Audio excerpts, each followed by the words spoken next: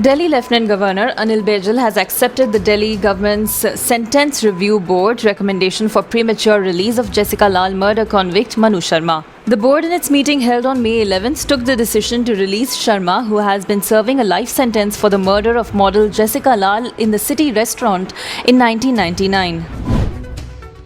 The Health Ministry on Tuesday said that at least 73% of COVID-19 deaths in India are people with comorbidities. The ministry said at least 1.20 lakh samples are being tested for COVID-19 on an average per day.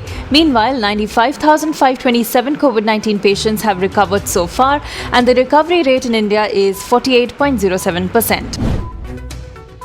Northeastern states reported a big surge in the novel coronavirus cases on Monday.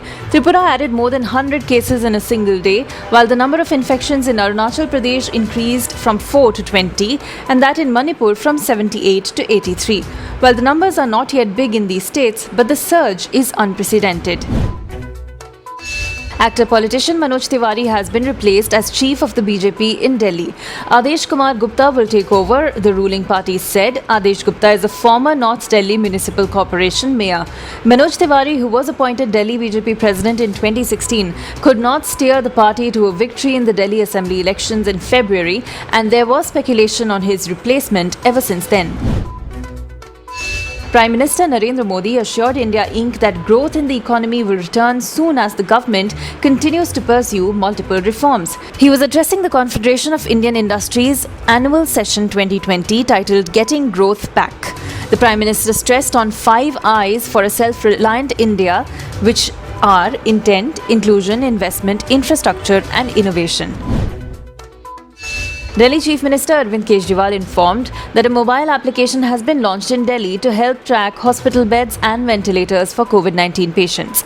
The app, called Delhi Corona, comes amid a worrying spike in coronavirus cases in the national capital. Delhi has also sealed its borders for a week in view of protecting hospitals from the strain of patients from other states and invited citizen suggestions on opening up. The India Meteorological Department issued a red alert to coastal Maharashtra and Gujarat for June 4th in view of cyclonic storm Nisarga in the Arabian Sea. The system will bring strong winds and very heavy to heavy rainfall to coastal Maharashtra. The impact is likely to be felt strongly in Mumbai, Thane, Palghar and Raigad districts. Gujarat also braces for impact.